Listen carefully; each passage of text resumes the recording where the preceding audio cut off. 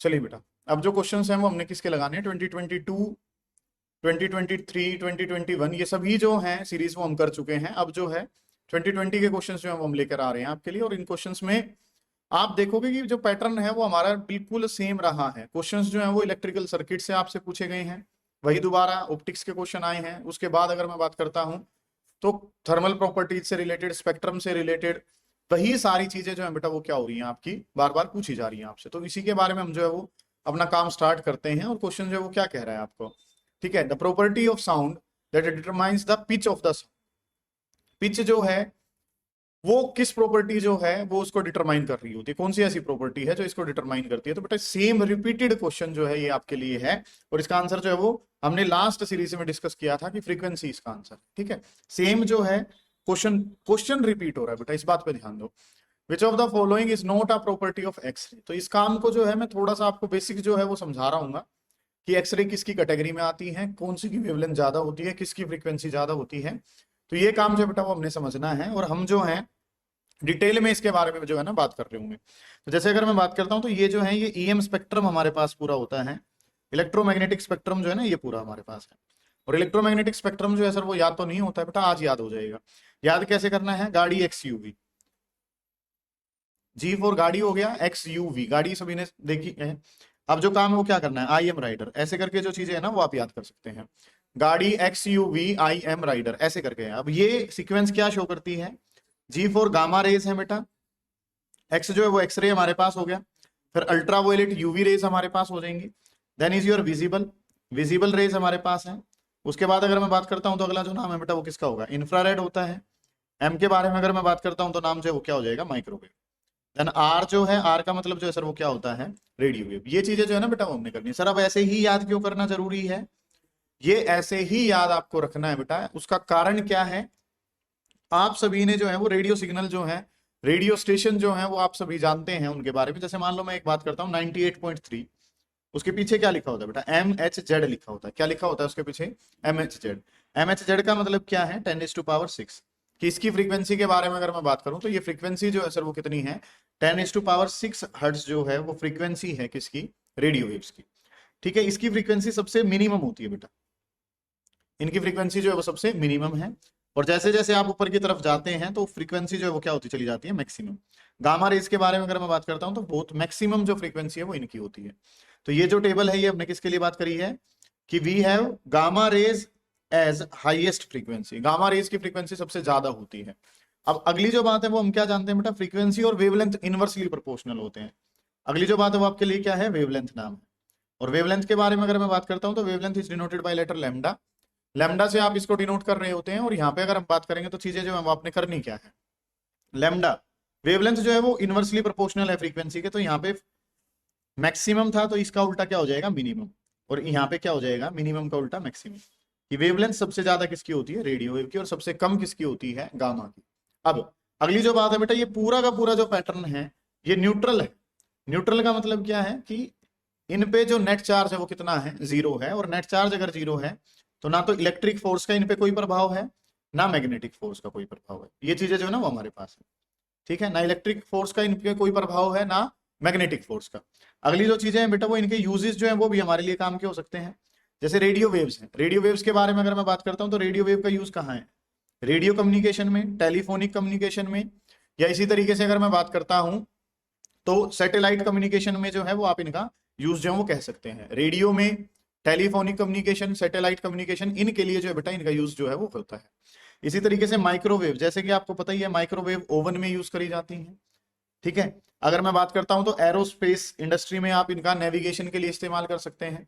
फिर दोबारा से अगर आप बात करना चाहें तो सैटेलाइट कम्युनिकेशन में भी आप इनका इस्तेमाल करते हैं। दोनों माइक्रोवेव भी, रेडियो वेव भी, दोनों के दोनों जो है वो सैटेलाइट कम्युनिकेशन में यूज करे जाते हैं। अच्छा, इंफ्रारेड रेज के बारे में अगर मैं बात करता हूँ बेटा, इनका दूसरा नाम क्या होता है, हीट वेव्स जो है ना वो भी इनका नाम होता है। These are also known as heat waves.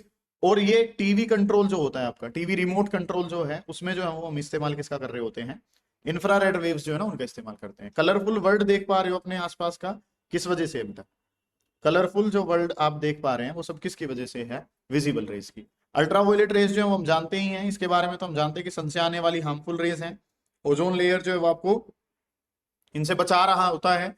इसी तरीके से अगर मैं बात करता हूं तो बेटा ये आरओ वाटर प्यूरिफायर्स में जो है वो हम इनका इस्तेमाल करते हैं to kill the germs, germs को किल करने के लिए हम जिन रेज का इस्तेमाल करते हैं वो क्या है, यूवी रेज है। अच्छा, वेल्डिंग के दौरान जो है वो ये रेज जो है ना बेटा वो बनती है, ठीक है। वेल्डर्स जो हैं वो स्पेशल टाइप की अरेंजमेंट जो है, गोगल्स वगैरह इस्तेमाल करते हैं, मास्क वगैरह इस्तेमाल करते हैं, क्यों? बिकॉज ड्यूरिंग वेल्डिंग, वेल्डिंग के दौरान यूवी रेज जो है वो बनती हैं, और वो अगर बनती हैं तो वो क्या हो सकती है, हमारे लिए हार्मफुल है, और हमारे लिए हार्मफुल है तो उनसे बचने के लिए स्पेशल टाइप के गोगल्स का, अरेंजमेंट्स का हम इस्तेमाल कर रहे होते हैं। Then is your X rays. X rays के बारे में अगर मैं बात करता हूँ तो मेडिकल डायग्नोसिस पर्पज में, मेडिकल पर्पसेस में, मेडिकल डायग्नोसिस मतलब कि कोई हड्डी वगैरह है, बोन वगैरह क्रैक हो गई है, तो मेडिकल डायग्नोसिस में हम एक्सरेज का इस्तेमाल करते हैं। ऐसे ही अगर कैंसर के ट्रीटमेंट के लिए अगर हम बात करते हैं तो कैंसर के ट्रीटमेंट में किसका इस्तेमाल होता है, gamma rays are used for the treatment of cancer. ये टेबल है बेटा पूरी, और इसमें से कहीं ना कहीं जो क्वेश्चन है वो आपको जरूर मिल रहा होगा, सारी चीजें जो है वो आपके लिए डिफाइन कर दी गई है। देन नेक्स्ट जो है, which one of the following is not true about image formed by plane mirror. Plane mirror की इमेज फॉर्म्ड के बारे में हमने बात करनी है बेटा। प्लेन मिरर जो है वो हम जानते हैं कि प्लेन मिरर की इमेज जो है वो इक्वल साइज की होती है, ठीक है, साइज इक्वल होता है, वर्चुअल एंड इरेक्ट होती है। तीसरी अगर मैं बात करता हूं तो यू और वी का डिस्टेंस जो है वो क्या रहता है, सेम। इमेज का डिस्टेंस फ्रॉम द पोल और ऑब्जेक्ट का distance from the pole same होता है, और लेटरली इन्वर्टेड होती है, मतलब कि जो ऑब्जेक्ट का लेफ्ट है वो इमेज का क्या बन जाएगा, राइट, और जो इमेज का राइट है वो ऑब्जेक्ट का क्या बन जाएगा, लेफ्ट बन जाएगा। सेम साइज की बनती है, बात ठीक है। आपसे क्या पूछा गया है, नॉट ट्रू जो है ना वो बात हुई है बेटा, विच of the following is not true, तो सेम साइज बनता है, बिल्कुल ठीक बात है ये तो। अगली जो बात है लेटरली इन्वर्टेड होती है, बात सही है ये भी। रियल इमेज, रियल इमेज जो बात है बेटा वो क्या होगी है, गलत होगी है, कि रियल इमेज नहीं बनाती है ये, तो क्या बनाती है, वर्चुअल इमेज जो है ना वो बना रही होती है। अब जो नाम है बेटा वो क्या कह रखा है, in periscope two plane mirrors are kept. Periscope क्या होता है बेटा, कि आप जो है वो लीड रोल में नहीं है, आप छुपे हुए हो कहीं, और आप बाहर के बारे में जो है वो जानना चाहते हैं, जैसे वॉर्स वगैरह के टाइम पे, ठीक है, तब जो है वो आप क्या जानना चाह रहे हैं, कि बाहर आउटसाइड सब कुछ जानना चाह रहे हैं, तो ये डिवाइस जो है वो हम इस्तेमाल कर रहे होते हैं। इसमें प्रिज्म का, लेंस का, मिरर वगैरह का हम इस्तेमाल कर रहे होते हैं। और जो प्लेन मिरर हैं वो हॉरिजॉन्टल के साथ 45 डिग्री पे होते हैं, लेकिन आपस में वो पैरेलल होते हैं, ठीक है। प्लेन मिरर्स जो है वो हम रखते हैं इस तरीके से, अरेंजमेंट जो है वो होती है, ऐसे करके अरेंजमेंट जो है ना वो यहाँ पे होती है, कि ये जो है प्लेन मिरर्स हॉरिजॉन्टल के साथ तो कैसे होते हैं, 45 डिग्री के एंगल पे। हॉरिजॉन्टल के साथ इसका एंगल कितना है, 45, इसका भी एंगल कितना है, 45, लेकिन आपस में ये कैसे हैं, पैरेलल। तो these are placed parallel to each other. Next जो है वो हमें क्या क्या रखा है, कि स्पीड ऑफ लाइट जो बेटा वो क्या दे रखी है, 3 × 10⁸ speed of light in a medium of refractive index. बेटा रिफ्रेक्टिव इंडेक्स के बेसिस पे क्वेश्चन हमसे पूछे जाते हैं, कई बार फॉर्मूला भी आपसे पूछ रखा है, कि रिफ्रेक्टिव इंडेक्स के बारे में अगर मैं बात करता हूं तो म्यू इज इक्वल टू क्या है, सी डिवाइडेड बाई वी है। म्यू कितना दे रखा है आपको, 3/2। सी कितना है, 3 × 10⁸ डिवाइडेड बाई वी। 3 से 3 कैंसिल हो जाएगा। वी के बारे में अगर मैं बात करूंगा तो वी कितना है, 2 × 10⁸ मीटर पर सेकंड। इस तरीके से काम जो है ना सर वो हमने करना है, कि म्यू जो है सर वो कितना है, 3/2 है। सी जो है वो 3 × 10⁸ है। वी आप बताना चाहते हैं तो वी ऊपर गया, जो कटता है काट दिया, जो बचा है वो आपने लिख लिया। तो आंसर जो है बेटा वो कितना है, मीडियम में स्पीड कितनी आ गई है, 2 × 10⁸ आ गई। विच of the following has shortest wavelength. देखो बेटा इसी का काम जो है वो हमने कहां पर लिया, ये रहा, सबसे छोटी वेवलेंथ चाहिए, तो गामा की फ्रीक्वेंसी ज्यादा होती है और वेवलेंथ क्या होती है, मिनिमम होती है, ठीक है। इस तरीके से काम करना है, या ऑर्डर के अकॉर्डिंग भी आप चल सकते हैं। आप देखो गामा थी, गामा नाम नहीं है, गामा के बाद किसकी होगी, गाड़ी एक्सरे होगी, फिर अल्ट्रावायलेट होगी, फिर विजिबल। तो ना गाड़ी गामा दे रखी है ना एक्सरे दे रखी है, फिर नंबर किसका आएगा, अल्ट्रावायलेट का। तो इन सभी में से सबसे छोटी कौन होगी, अल्ट्रावायलेट होगी। वो सीक्वेंस से आपको काम जो है वो करना पड़ेगा। यूनिट ऑफ फोर्स कांस्टेंट, बेटा फोर्स कांस्टेंट कह लो, ठीक है, फोर्स कांस्टेंट नाम कह लो, या नाम जो है स्प्रिंग कांस्टेंट भी हो सकता है, दोनों ही नाम जो है वो एक ही है। फोर्स कांस्टेंट या स्प्रिंग कांस्टेंट जो है वो नाम दिया गया है, और इसको के लेटर से लिखते हैं, और ये होता क्या है, फोर्स डिवाइडेड बाई लेंथ होता है। तो फोर्स के बारे में अगर मैं बात करता हूं तो न्यूटन है, लेंथ के बारे में बात करूं तो मीटर है, तो न्यूटन पर मीटर जो है वो हमारा आंसर आ जाएगा। ये काम जो है ना वो आपने करना है। नेक्स्ट पे चलता हूं, तो if x is the temperature in kelvin, x जो है वो केल्विन में है, ठीक है। वाई जो है वो किस में है, डिग्री सेल्सियस में, वाई जो है वो डिग्री सेल्सियस में। कल इससे रिलेटेड काम जो है वो हमने लास्ट सीरीज में कर लिया है, कि एक सिस्टम से दूसरे में आप कैसे जा सकते हैं। तो डिग्री सेल्सियस अगर आप बनाना है, डिग्री सेल्सियस है और ये जो है ये क्या है, केल्विन है, ठीक है। करेक्ट रिलेशन जो है वो क्या होगा, केल्विन में कैसे जाते हैं, केल्विन में कैसे जाते हैं, सेल्सियस में 273 हम जोड़ देते हैं, ठीक है। या अगर मैं बात करता हूं तो काम जो आपने क्या करना है, कि x is equal to 273 plus कितना हो जाएगा y हमारे पास। रजिस्टिविटी रो है, और रजिस्टिविटी रो की यूनिट जो है ना वो हम बनाना चाह रहे हैं। रजिस्टिविटी रो जो है उसकी यूनिट आप बताना चाहते हैं, तो आर का फॉर्मूला क्या है, रो एल डिवाइडेड बाई ए। अब अगर मैं बात करूंगा तो चीजें हमारे पास क्या है, रो के बारे में बात करूंगा तो क्या हो जाएगा, आर ए डिवाइडेड बाई कितना हो गया, एल। अब रेजिस्टेंस की यूनिट क्या होती है बेटा, ओम होती है। एरिया की बात करूं तो मीटर स्क्वायर है, लेंथ की बात करूं तो मीटर है, मीटर से मीटर गया, तो रजिस्टिविटी की जो यूनिट है सर वो क्या हो जाएगी, ओम इंटू में मीटर हमारे पास। ओम इंटू मीटर जो है वो हमारे पास यूनिट बन जाएगी ओम। मीटर जो है, मीटर नहीं दे रखा है तो मीटर की बजाय हम क्या यूज करेंगे, सेंटीमीटर यूज करेंगे, तो ओम सेंटीमीटर। ये एसआई यूनिट जो है वो बन जाएगी किसकी, यहाँ पे हमारे पास। देन जो नेक्स्ट पार्ट है वो क्या क्या रखा है, electromagnetic waves which are used for satellite communication. अभी हमने पीछे डिस्कस किया है कि हम जो है या तो माइक्रोवेव्स इस्तेमाल करते हैं, या नेक्स्ट जो पार्ट है बेटा वो हमारे पास क्या है, या तो माइक्रोवेव हमारे पास यूज होती है, या नाम क्या है, रेडियो वेव हमारे पास होती है। तो माइक्रो या रेडियो वेव्स के बारे में अगर मैं बात करता हूं तो रेडियो वेव्स जो हैं वो हम यूज करते हैं किसके लिए, सैटेलाइट कम्युनिकेशन के लिए, ठीक है। चलिए बेटा नेक्स्ट क्वेश्चन जो है उनके बारे में हम बात करते हैं, सीडीएस 2 एग्जाम के क्वेश्चन के बारे में डील करते हैं। क्वेश्चन जो वो क्या कह रखा है, if linear momentum of a moving object gets doubled then its kinetic energy will be.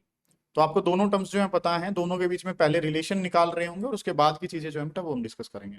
तो वर्ड जो हमारे पास क्या है, वर्ड है लीनियर मोमेंटम, और एक जो वर्ड है बेटा वो क्या है, काइनेटिक एनर्जी। इन दोनों पे आपने काम जो है वो करना है, सुने ध्यान से। तो linear momentum is denoted by letter P which is equal to mass into velocity.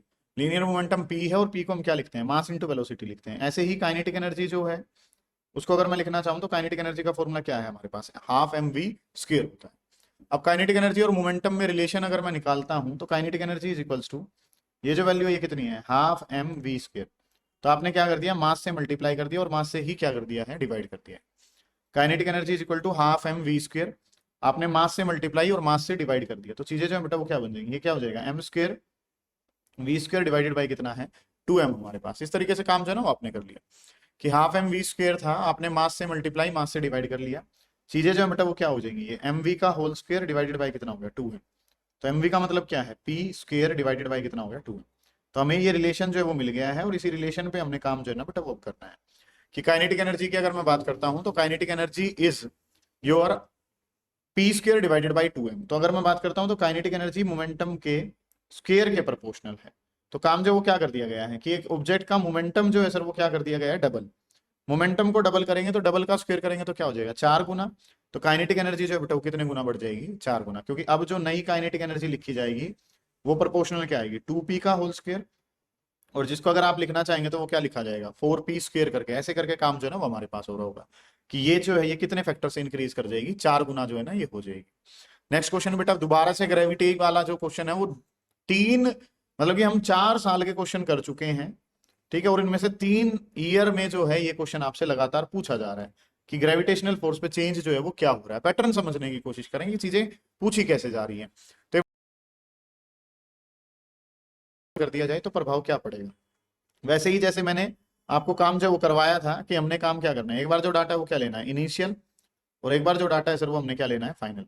तो अब अगर हम बातें करते हैं तो चीजें जो वो क्या करनी है, मास जो है वो सेम रहे, मतलब कि दोनों मासेस जो है सर वो हमारे पास क्या है, सेम। डिस्टेंस को क्या कर दिया गया है, डबल कर दिया, 2d कर दिया गया है। तो फोर्स पहले कितना था, जी m1 m2 डिवाइडेड बाई कितना था, डी स्क्वायर, ठीक है। अब जो चीजें हैं वो क्या हो जाएगी, नए वाले फोर्स को लिखेंगे तो जी रहा, एक मास m1 है दूसरे वाला m2 है, डिवाइडेड बाई डिस्टेंस कितना हो गया, 2d का स्क्वायर हमारे पास। तो जी m1 m2 2d का स्क्वायर करता हूं तो 4d का स्क्वायर हमारे पास। तो ये जो ये पुराने वाला फोर्स है, तो फोर्स डिवाइडेड बाई कितना हो जाएगा, 4। तो फोर्स जो है वो कितना डिक्रीज कर जाएगा, फोर्स डिक्रीज कर जाएगा 4 टाइम्स। ऐसे करके काम करना है, क्योंकि डिस्टेंस अगर डबल हो गया है तो चीजें कुछ इस तरीके से हमारी चल रही होंगी। अब next, which one of the following about properties of neutrons is not correct, कौन सा ठीक नहीं है। तो न्यूट्रॉन का मास लगभग सा प्रोटॉन के बराबर होता है, बात ठीक है बेटा। न्यूट्रॉन पे नेट चार्ज कितना होता है, 0, न्यूट्रल होते हैं वो, सही बात है। न्यूट्रॉन्स जो है वो कहाँ रहते हैं, न्यूक्लियस के अंदर रहते हैं, प्रोटॉन और न्यूट्रॉन दोनों रहते हैं, ठीक बात है। Neutron revolve around the atomic nuclei, nuclei के अराउंड रिवॉल्व नहीं करते हैं, न्यूक्लियाई के अंदर रहते हैं। चक्कर जो लगा रहे होते हैं उनका नाम तो क्या होता है, इलेक्ट्रॉन होता है। ये काम आपने करना था। नेक्स्ट जो है, which one of the following is statement with regard to ultraviolet light is not correct, कौन सी ठीक नहीं है। ये इलेक्ट्रोमैग्नेटिक वेव है, अभी स्पेक्ट्रम में आपने पढ़ा है पिछली सीरीज में। फिर आपने क्या करा है कि it can travel through vacuum, vacuum से तो सारी ईएम वेव चल पड़ती हैं, इट इज लॉन्गिट्यूडनल वेव नहीं। सारी की सारी ईएम वेव्स जो है बेटा वो कैसे नेचर की होती हैं, ट्रांसवर्स नेचर की होती है, सारी की सारी जो है वो कैसी होती हैं, ट्रांसवर्स होती हैं। तो ये ठीक नहीं है, यही पूछा गया था आपसे। वेवलेंथ इनकी विजिबल से क्या होती है, कम होती है, ठीक बात है। ऊपर से नीचे आते हैं तो वेवलेंथ बढ़ती है। If speed of light in air is represented by C, बेटा सेम क्वेश्चन आपसे किस तरीके से पूछा गया था, पहले न्यूमेरिकल वैल्यू देके आपसे पूछा गया है, और अब जो ये क्वेश्चन है ये आपसे कंसेप्चुअल बिल्कुल फॉर्मूला बेस्ड क्वेश्चन पूछा गया है।